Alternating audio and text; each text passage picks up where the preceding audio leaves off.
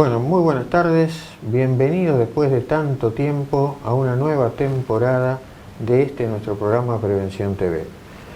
Resolvimos de alguna manera con Javier tomarnos un descanso y bueno, desgraciadamente el descanso se continuó con la pandemia. No había forma de retornar hasta ahora y estamos felices de estar aquí de vuelta, muy contentos los dos, tratando una vez más de llegar a ustedes tratando de que ustedes aprendan de medicina para poder cuidarse mejor.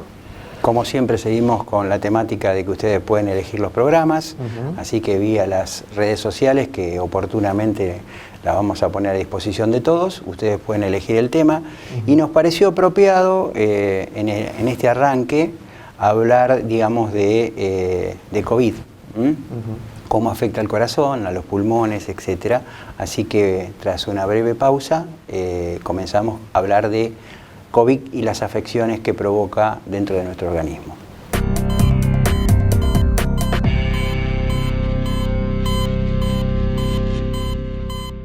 Bueno, de acuerdo a lo planteado en el bloque inicial, vamos a hablar hoy de COVID con Fernando.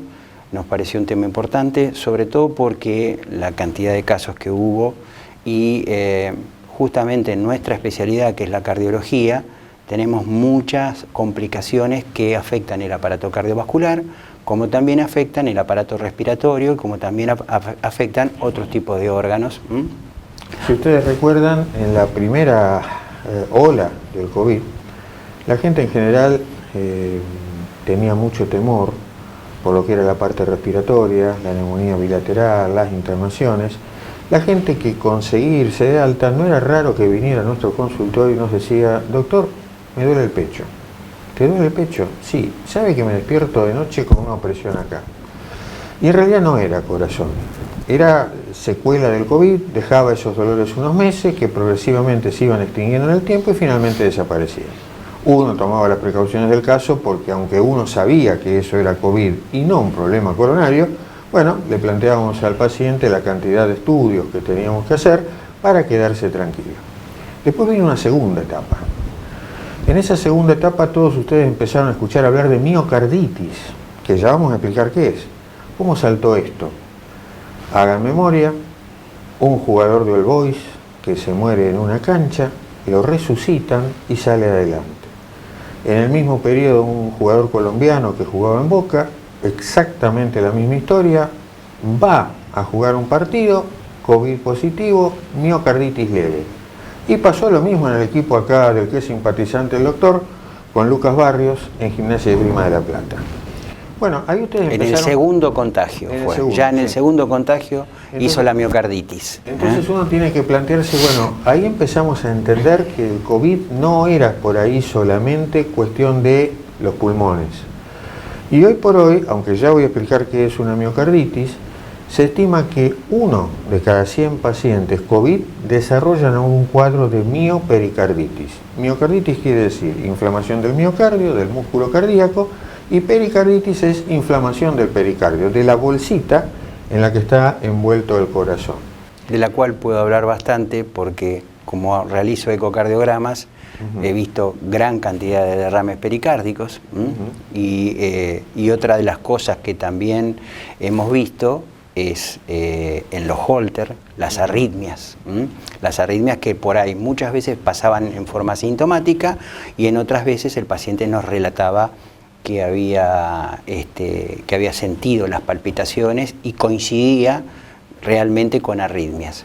Todo esto empezó en los inicios de la enfermedad, en la Lombardía, donde se moría cualquier cantidad de gente en ese momento en Italia, y los italianos hicieron unas necropsias, o sea, una autopsia de los pacientes, para ver cuál era el desenlace final que tenían estos pacientes. Y lo que detectaron ellos es que había una gran cantidad de coágulos y muchas veces no se morían de un problema respiratorio, de una neumonía grave, sino que se morían de trombosis, coagulación intravascular diseminada, algún accidente cerebrovascular, pero estaba lleno de coágulos todo el organismo. O sea, había un proceso inflamatorio, las famosas citoquinas, la tormenta de citoquinas, Pero a esa inflamación la acompañaban una gran cantidad de coágulos en todos los sectores del organismo.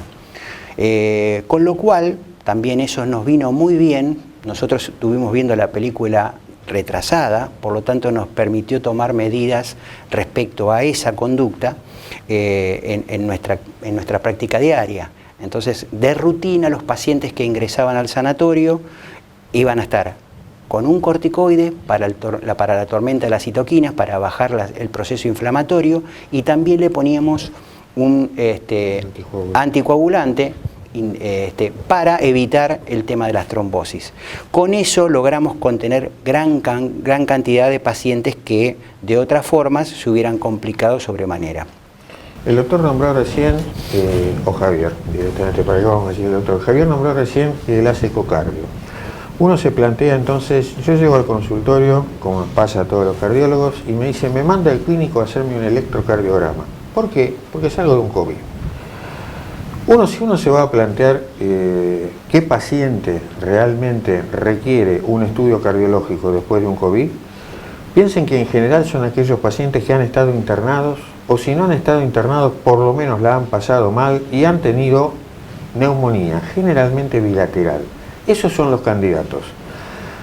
Si el paciente cursó con cualquier cosa de estas, por supuesto un electrocardiograma no nos sirve, porque un electrocardiograma no puede ver secuencia inflamatoria y tenemos que tener mucha suerte para ver un electrocardiograma ve arritmia.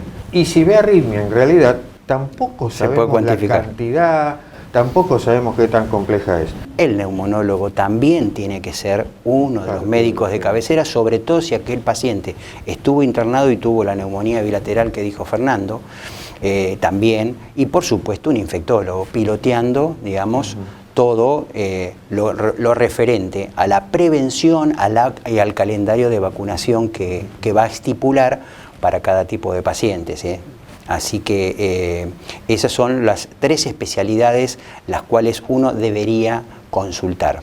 Una de las cosas que le preocupa mucho a la gente es la recuperación post-COVID. Hay una entidad que nosotros le denominamos astenia post-COVID. Astenia es falta de voluntad, falta de ganas de hacer cosas, que uno está cansado, fundido. Esa es la palabra, excesivamente cansado. Eso es muy variable, yo no te puedo decir si es 1 mes, 2 meses, 3 meses, 4 meses, eso varía en forma individual entre cada paciente. Lo que sí es concreto que uno no puede volver a una vida totalmente normal como antes del COVID. Sí, por ejemplo, justamente a los jugadores profesionales que han vuelto por razones profesionales a jugar y todavía no estaban recuperados a pleno, tuvieron las complicaciones que tuvieron. Ese es un tema importante porque aplica no solo para los futbolistas. En ellos fue desconocimiento, se suponía que eran gente joven, se suponía que el cuadro era leve y se suponía que no iba a pasar nada. Y frente a un entrenamiento importante al que estaban acostumbrados, aún así eso provocó inflamación del miocardio. Aplica para ustedes también. ¿En qué sentido? Llego al consultorio del cardiólogo, mira Fernando, pasó el COVID hace 2 meses, quiero volver al gimnasio, quiero volver a entrenar, quiero esto, quiero lo otro. Desde ya que si me dicen vamos a hacer una prueba de esfuerzo, la prueba de esfuerzo no aplica para esto tampoco, porque en realidad lo que yo tengo que pensar es que tengo que volver de a poco. La lección que uno tiene que sacar de eso es que uno no puede volver al entrenamiento o a la disciplina que uno practicara, tenis, fútbol, la que fuera, como antes. Uno por ahí va a tener que dejar pasar unos días más, algún mes más, retomar el ritmo caminando, haciendo bici, pero de a poquito. Sin exigirse. Sin exigirse. No se puede volver al COVID como si al entrenamiento como si pasado el COVID 1 mes o 2 después no ocurriera nada. No. Las vacunas en esto no tienen nada que ver, no aceleran recuperación de ningún tipo cuando uno pasó COVID. Entonces, es un tema con el que hay que tener cuidado. Tuve COVID, bueno, ¿qué tengo que hacer? No les digo moverse en cámara lenta, pero como dice él, no exigirse, ir de a poco, tratar de irnos sintiendo mejor de a poquito y probando de a poquito hasta donde podemos, nada brusco. Así que bueno, una de las indicaciones precisas para ver al cardiólogo es justamente el ecocardiograma, que nos va a aportar mucha información referido a qué gravedad tuvo ese COVID y qué repercusión cardiovascular tuvo. Si nosotros hacemos el eco y vemos el derrame pericárdico de una magnitud importante, ya sabemos que ese paciente no va a poder reacomodarse nuevamente a su vida habitual por un tiempo bastante prolongado, porque el derrame no se va de un día para el otro, el proceso inflamatorio ese continúa y no es de rápida resolución. El otro tema es, que ya lo mencionamos, es el tema de las arritmias, así que la colocación de un holter es algo mandatorio, porque el paciente viene y nos comenta que realmente siente el corazón, que tiene palpitaciones, justamente porque quiere reinsertarse a su actividad normal y el corazón no está en ese momento preparado para devolverle lo que uno pretende hacer. Por lo tanto, hay que tener mucho cuidado en la vuelta a lo laboral, en la vuelta al ejercicio, con la tranquilidad de que, en definitiva, si no hacemos las cosas bien, si no nos tomamos los tiempos que necesitan, generalmente nosotros podemos provocar las complicaciones. Bueno, después del corte, porque ya nos están haciendo señales como nos hacían habitualmente, volvemos con el tema porque además no solamente puede provocar arritmias, sino que a veces ese corazón normal lo mismo nos puede asustar.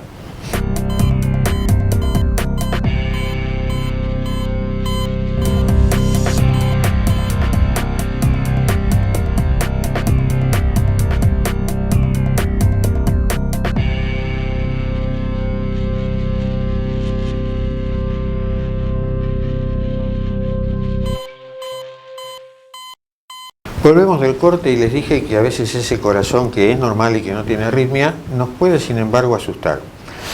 Se hicieron estudios post-COVID usando los relojes inteligentes, estos que tenemos ahora, hay una única marca validada para esto, que no viene al caso nombrar, pero se hicieron estudios buscando pavadas.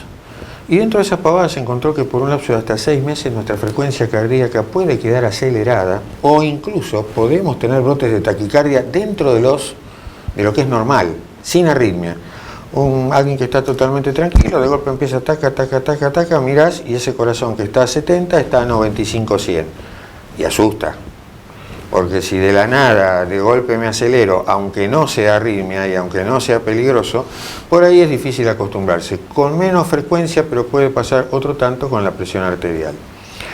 Les dije hace un rato o cuando arrancamos el programa, que el COVID se acompaña, o dentro de la estadística del COVID, un 1% desarrolla miopericarditis. Les quiero contar 2 o 3 cosas. Primero, esto no es privativo del COVID. Miocarditis dan drogas oncológicas, miocarditis dan tóxicos, miocarditis dan otros virus, porque él y yo hacemos cardiología, para mí son 40 años el año que viene, vos ya lo cumpliste. 41. Y la miocarditis ocupa un lugar estelar desde que nosotros empezamos a hacer cardiología hace 40 años, y por aquel entonces hablábamos de biopsia endomiocárdica, para tener certeza del diagnóstico y poder decir, esto es un virus. Entonces el COVID no es el único. Esas biopsias obviamente se hacían en los casos en los cuales la evolución era tórpida, el corazón comenzaba a dilatarse, entonces bueno, queríamos saber frente a qué tipo de virus estábamos enfrentando. Entonces muchas veces cuando nosotros teníamos esa incertidumbre respecto al tamaño del corazón y la sintomatología que nos refería el paciente, muchas veces terminábamos haciendo una biopsia para poder determinar cuál era el responsable, cuál virus era el responsable de esa dilatación de la causa. Dilatación de esa miocarditis. Piensen que de cualquier manera hoy muchos de los virus que causan esto tienen tratamiento y por aquel entonces no. Pero yo tengo pacientes dilatados con miocarditis por gripe A, por ejemplo. Entonces, y teníamos ya en ese entonces una lista de posibilidades de virus que podían dar esto. Una miocarditis no es un chiste, una miocarditis es una inflamación del corazón, y como bien dijo Javier, ese corazón se dilata y entra en insuficiencia cardíaca, deja de funcionar como tiene que funcionar, y esa evolución tiene 3 posibilidades. La primera es una evolución fulminante, una evolución que es muerte o trasplante, así de simple, así de violento. Esto es más o menos 1/3. Otro tercio no va a tener esa evolución, sino que va a responder al tratamiento y va a quedar estable con un corazón dilatado y funcionando con insuficiencia cardíaca, controlada con medicación por el resto de su vida. Y el último tercio, promedio 6 meses después, recupera ese corazón como si nunca hubiera pasado nada. Son más o menos las mismas estadísticas cuando uno las mira hoy que teníamos nosotros 40 años atrás. Entonces, difícil decir de entrada, salvo por supuesto el que hace muerte súbita de trasplante, pero para los otros grupos es muy difícil decir de entrada a quién le ve bien y quién se va a recuperar. No queda más que acompañarlos con el tratamiento, que por supuesto son tratamientos cada vez mejores, y bueno, rogar o acompañar a ese paciente de manera que tenga la mejor evolución posible. De lo que acaba de decir Fernando se deduce algo sumamente importante, que es no solamente el calendario de vacunación para el COVID, que prácticamente en este momento está casi terminado, digamos, en cuanto a algo, puede ser que falte alguna cuarta dosis, pero en general hay una vacunación completa bastante extendida en todo el país. Pero las virosis, que también no COVID, que pueden provocar estas dilataciones o miocarditis, también pueden ser por virus de la influenza. Correcto. Por lo tanto, es sumamente importante no solo vacunarse para el COVID, sino hacer una muy buena vacunación para el resto de las virosis, es decir, de la influenza y de la gripe A. Para eso hay una vacuna que se llama tetravalente, que tiene 4 cepas distintas. Nosotros las vacunas que recibimos en la Argentina son las cepas de influenza que estuvieron generando influenza en Europa en el último invierno, más el agregado de la gripe A, que en el 2009 realmente nos asustó sobremanera por la mortalidad que tenía. Diría que la evolución era tan tórpida o más que lo que tuvimos, asustó muchísimo. Así que la recomendación es no dejen de vacunarse, y la vacunación no es un año, es todos los años. Voy a poner un punto acá porque los más informados de ustedes se habrán leído por ahí que la vacuna para COVID puede producir miocarditis, ¿no?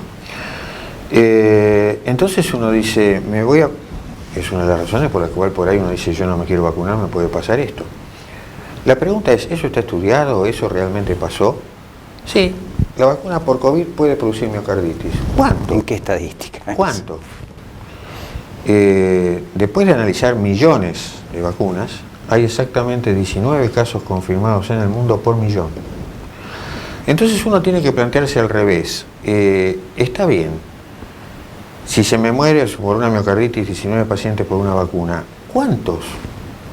¿Cuál es la mortalidad del COVID por millón? Porque dijimos 1%. Eso es 10.000 por millón. No puedo comparar jamás 10.000 contra 19. Y estoy hablando de miocarditis, no de mortalidad de COVID. Porque ahí la cifra se me va muchísimo más arriba. Hay un grupo identificado, hombres jóvenes, menos de 30, es decir, así como por ejemplo uno dice, mira, no le des esta a una mujer joven que toma anticonceptivos, no arriesguemos la trombosis, aunque haya 50 casos descritos en el mundo y nada más. La función de uno como médico es identificar al grupo de riesgo. Pero si alguno llegó a leer que puede producir miocarditis y se asustó, consulte con su médico o consulte si quiere con el cardiólogo, fíjese qué tipo de vacuna va a recibir. Pero si tengo que comparar 10.000 contra 19, creo que no hay comparación posible. Eso se llama costo-beneficio. Correcto. Eso se llama costo-beneficio. Es decir, el beneficio es enorme en relación al costo, que es mínimo, que estaba diciendo Fernando. Por lo tanto, la balanza se inclina a la vacunación sin ninguna duda. Correcto. Eso que quede clarísimo.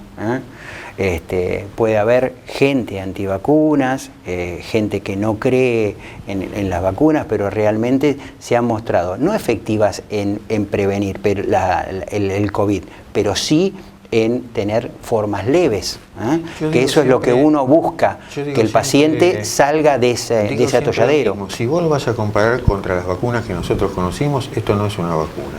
Te miran, ¿cómo no es una vacuna? No, es un tratamiento excelente, que no es lo mismo. Claro. Yo tengo la impresión que buscando una vacuna encontrar un tratamiento que es excelente. Uno dice, bueno, te haces las dos. Pasó con la última cepa, con la Omicron. ¿Cuánta gente se contagió a pesar de estar vacunada? ¿A alguien le fue mal? Muy poco. Entonces uno no puede, pensando me lo voy a agarrar igual, dejar de vacunarse. Uno no puede pensar porque fulanita tuvo una trombosis y me va a tocar a mí. No, porque hay grupos de riesgo que se pueden identificar bien. Uno no puede pensar, leí que hubo una miocarditis en Canadá. Sí, flaco, pero son 19 contra 10.000. Es decir, ¿qué preferís? ¿Arriesgarte a entrar en el grupo de 10.000, que es mucho más probable, o quedarte en el de 19, que es casi un imposible, ¿no? Entonces, eso por lo que toca al capítulo vacunas, porque uno encuentra, como todo, la posibilidad de que haya una complicación cardíaca, la posibilidad de que haya una complicación embólica, pero no hace, o como dijo Javier, el riesgo contra el beneficio no se puede directamente medir. No es posible hacer un análisis serio cuando uno mira los números. Eso hablando estrictamente de lo cardiológico, sin descuidar lo neumonológico. O sea que las neumonías bilaterales en general también tardan en recuperarse los pacientes, en recuperar la condición respiratoria previa a la del COVID. Por lo tanto, tienen que hacer la consulta mandatoria, por supuesto, con el neumonólogo, quien los va a seguir seguramente con una espirometría, que nos marca la espirometría, uno sopla y ve la calidad de ventilación que tiene ese pulmón, qué afectación quedó después del COVID y cómo se va recuperando con el tiempo. Por lo tanto, va a repetirle las espirometrías y va viendo la evolución desde el punto de vista respiratorio de ese paciente. Daría para hablar en realidad bastante más, en realidad invitar a un neumonólogo, porque Javier se está refiriendo a pacientes que andando el tiempo terminan con fibrosis pulmonar. Eso no se recupera en un mes ni en dos, eso puede llevar incluso hasta oxígeno domiciliario por un tiempo, y eso depende a veces de un tratamiento agresivo con otra droga que tiene mala prensa, pero que son los corticoides. Mala prensa porque en este caso es totalmente necesario y es lo único que tiene chances serias de recuperar a un paciente que llegue a ese grado. Pero como dijo Javier, esto es un seguimiento tomográfico, un seguimiento espirométrico, un seguimiento de la especialidad y fundamentalmente no tener miedo al tipo de medicación que uno tenga que utilizar. Queríamos darle un breve pantallazo del tema COVID, porque estarán un poco cansados de escuchar hablar de COVID, pero bueno, nuestra visión desde el punto de vista cardiológico, neumonológico y desde infectológico también, para llevarle cierta tranquilidad. La cosa está mejor, bastante mejor.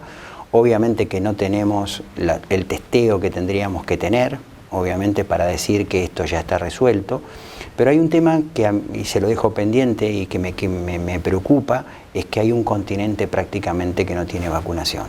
Por lo tanto, esta pandemia puede estar en vías de resolverse, pero siguen apareciendo nuevas variantes. De la variante Omicron, B2, hay una B4, hay una B6 en Sudáfrica, que es el continente africano, que carece de una vacunación apropiada. Solamente el 10% del total de la población de africanas está vacunado. Entonces, ahí puede haber generación de mutaciones y aparición de nuevos brotes de COVID.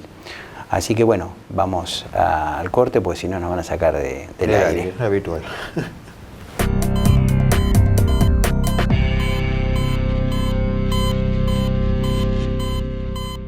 Bueno, llegamos así al final de este programa, en este nuevo ciclo de Prevención TV. Esperamos que les haya gustado. El programa al menos tiene la ventaja de que si lo hubiéramos hecho en plena pandemia, todas las semanas nos teníamos que desdecir de lo que decíamos la semana anterior. Nosotros o el infectólogo o especialista que nos hubiera acompañado. Uno por lo menos hoy habla sobre bases más firmes, con más claridad y puede orientar, si así se quiere, de alguna manera. Les agradecemos a ustedes el que estén aquí de vuelta, les agradecemos a nuestros sponsors que sin ellos esto no sería posible y desde ya los esperamos en una próxima emisión de este nuestro programa. Hasta entonces.